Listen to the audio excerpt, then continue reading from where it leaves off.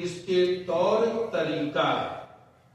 कल मैं देख रहा था कि इंग्लैंड और अमेरिका के लोग जब प्रातः जगते हैं तो बिछावन पर बेड टी लेते हैं और जब थोड़ी देर के बाद 2 घंटे के बाद फिर चाय पीते हैं।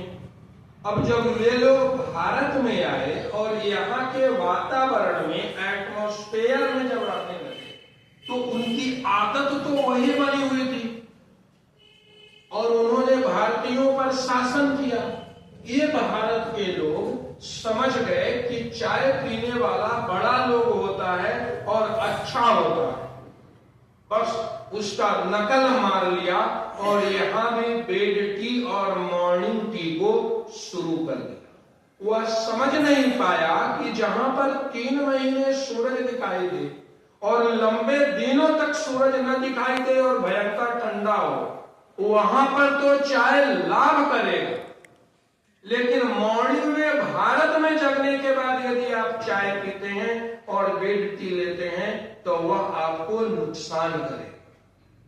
मैं आपको यह बताना चाह रहा हूं कि ये जो सिद्धांत बने हुए हैं वैदिक सभ्यता संस्कृति के, ये सब जीवन में करने के लिए, केवल कहने मात्र से कहीं कुछ भी नहीं होगा।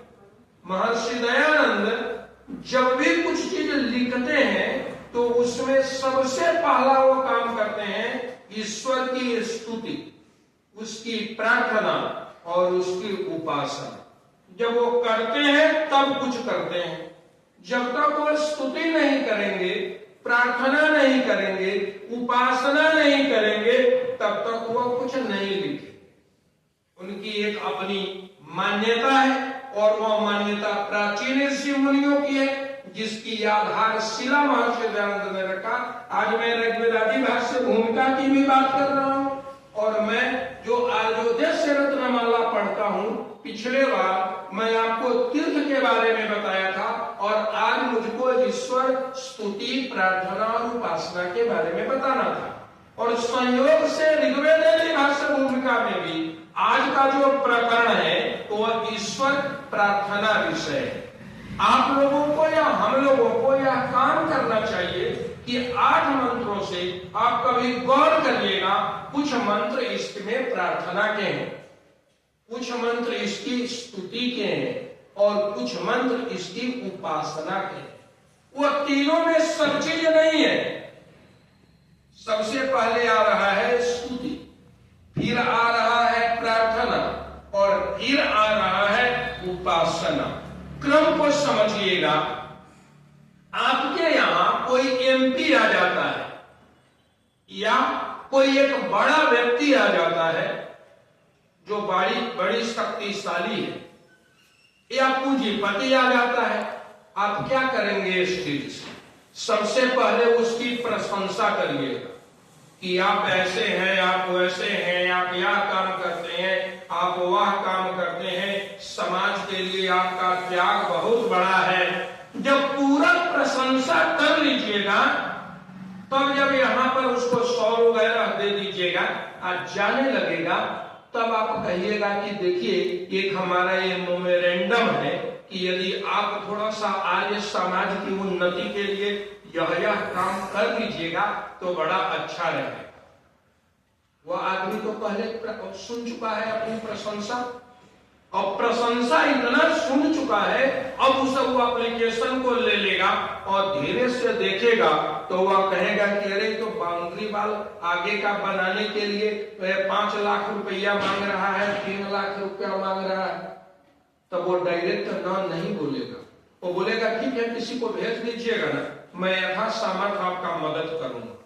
और जब वह जाएगा तो वह कहेगा 5 लाख मांगा है तो कम से कम 3 लाख, 2 लाख, 1 लाख कुछ तो देना चाहिए। वो कहेगा चलो इतना का रसीद मुझे दे दो, मैं दे देता हूं। यह जो क्रम है यह ईश्वर के लिए उसी क्रम को महर्षि दयानंद ने रखा। जीवन का जो क्रम है, किसी व्यक्ति से काम करना है तो उसकी पहले प्रशंसा करो, उसकी अच्छाई को देखो, केवल उसकी बुराई और बुराई को मत देखो कि केवल उसमें या है, उसमें या है, उसमें या बना दिया, समस्याओं को पैदा कर दिया। महर्षि दयानंद इसमें कहते हैं, आप महर्षि के शब्दों को देखिएगा कि वह व्यक्ति जो एक सामान्य परिवार में जन्म लिया है, पौराणिक परिवार में जन्म लिया है, ईश्वर के प्रति उसकी आस्था कितनी है। महर्षि दयानंद की आस्था जितना ईश्वर के प्रति है और जितना वे विनीत हैं, संसार का कोई महापुरुष यदि गौर करके देखिएगा कि उतना विनीत होगा। आजकल तो जो कपड़ा पहन लेता है गिरवा, वह आग की तरह जल रहा होता है। वह समझता है कि मुझसे ज्यादा जानकार इस संसार में कोई नहीं। और महर्षि दयानंद इतने सरल कि भाषण दे रहे हैं। एक बच्चा खड़ा होता है और कहता है कि आपने व्याकरण का यह जो सूत्र बोला है उसके मुताबिक तो ये गलत सिद्ध हो जाएगा, आप जो संस्कृत बोल रहे हैं। महर्षि दयानंद कहते हैं कि तुम ठीक कह रहे हो, यदि मैं इसको सही सिद्ध कर सकता हूं, लेकिन सामान्यतः यह गलत है, मुझे यह नहीं यह बोलना चाहिए। उनका देखिए स्वर। महर्षि यहाँ संस्कृत में जो वेदवाद, जो महर्षि दयानंद के ग्रंथ लिखे गए हैं, वेद का भाष्य लिखा गया है और ऋग्वेदादि भाष्य भूमिका का लिखा गया है, उसमें संस्कृत में वेद भाष्य करते हैं और बाद में उसका हिंदी करते हैं। तो हिंदी तो उस समय जन्म ले रही थी, बहुत प्रारंभिक स्थिति में। भारतेंदु हरिश्चंद्र जो हिंदी के स्तंभ माने जाते हैं, उनके साथ महर्षि दयानंद का पटता नहीं था कि सिद्धांत का उन्होंने विरोध किया था। बाद में हालांकि उनके विचार बदल गए महर्षि दयानंद के प्रति, लेकिन शुरू में जो भारतेंदु हरिश्चंद्र के विचार थे वे अच्छे नहीं थे, क्योंकि काशी शास्त्रार्थ हुआ था और उस शास्त्रार्थ में इंटरनली महर्षि दयानंद की जीत हुई। लेकिन राजा और दूसरे पंडितों ने चालाकी से महर्षि दयानंद को हारा हुआ घोषित कर दिया था। भारत की पत्रिकाएं महर्षि दयानंद को हारा हुआ घोषित करती हैं और इंग्लैंड की पत्रिकाएं महर्षि दयानंद को जीता हुआ घोषित करती हैं। इससे बड़ा और प्रमाण क्या चाहिए। अपने घर में ही अपना विरोध करने वाला तैयार था और उसने महर्षि दयानंद का विरोध किया। देखिए महर्षि कहते हैं, मैं पढ़ता हूं, संस्कृत पढ़ने का तो मैं नहीं समझता हूं, कोई ज्यादा यह है, या आत्मदा बलदा यस्य विश्व उपासते प्रसिसम यस्य देवः यस्य छाया अमृतम यस्य मृत्यु कस्मै देवाय हविषा विधेम।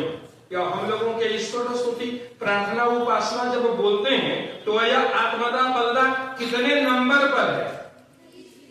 कितने नंबर पर? तीसरे नंबर पर है। चलो, तो वह तीसरे नंबर पर है। महर्षि अर्थ करते हैं, जो जगदीश्वर या आत्मदा बलदा, संस्कृत में उन्होंने अर्थ किया है, उसको मैं छोड़ देता हूं, समय ज्यादा चला जाएगा। जो जगदीश्वर अपनी कृपा से ही अपने आत्मा का विज्ञान देने वाला है, जो परमेश्वर अपनी कृपा से ही अपने आत्मा का विज्ञान देने वाला है, जो सर्व विद्या और सत्य सुखों की प्राप्ति कराने वाला है, जिसकी उपासना सब विद्वान लोग करते आए हैं, उसका अनुशासन जो वेदोक्त शिक्षा है उसको अत्यंत मान्य से सब श्रेष्ठ लोग स्वीकार करते हैं। महर्षि दयानंद की शब्द, एक एक शब्द की व्याख्या देखिएगा।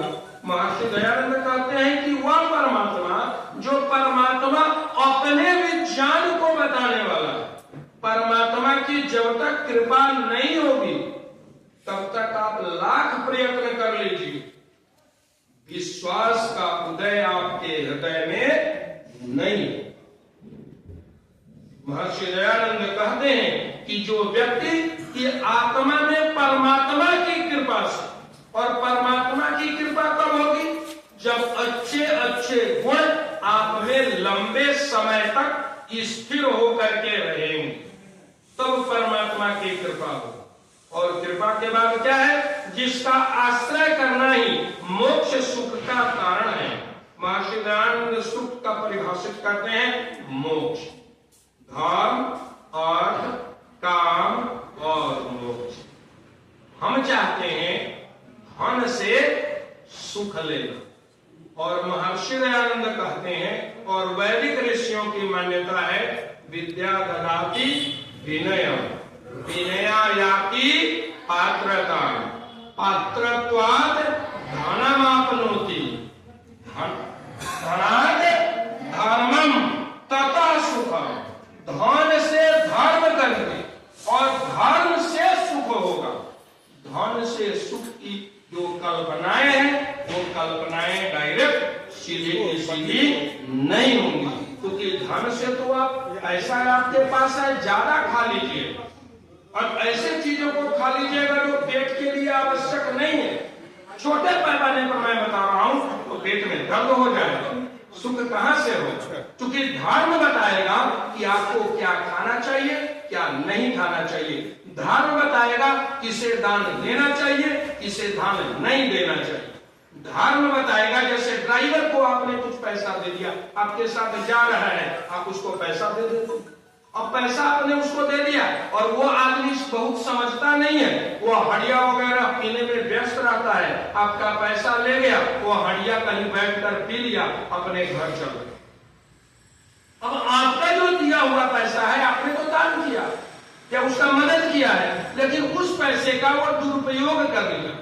अब दुरुपयोग कर लिया है तो उसका फल जितना आपको मिलना चाहिए था आपने तो सोच करके किया है, लेकिन प्रयोग कार्य में गलत हो गया है। आवश्यकता इस बात की थी कि जब आप अपने घर के लिए 2 किलो मिठाई खरीद रहे थे तो उसके परिवार के लिए भी 4 पीस उन्हीं पैसों से मिठाई खरीद कर उसको देते कि तू ले जा, तुम अपने बेटा बेटी और पत्नी को दे दे।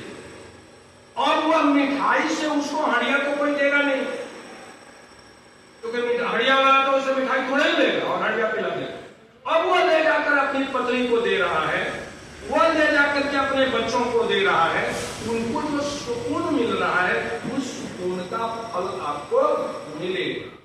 छोटे पैमाने पर मैं आपसे निवेदन कर रहा हूं, आगे देखिए मैं इसको पूरा करता हूं।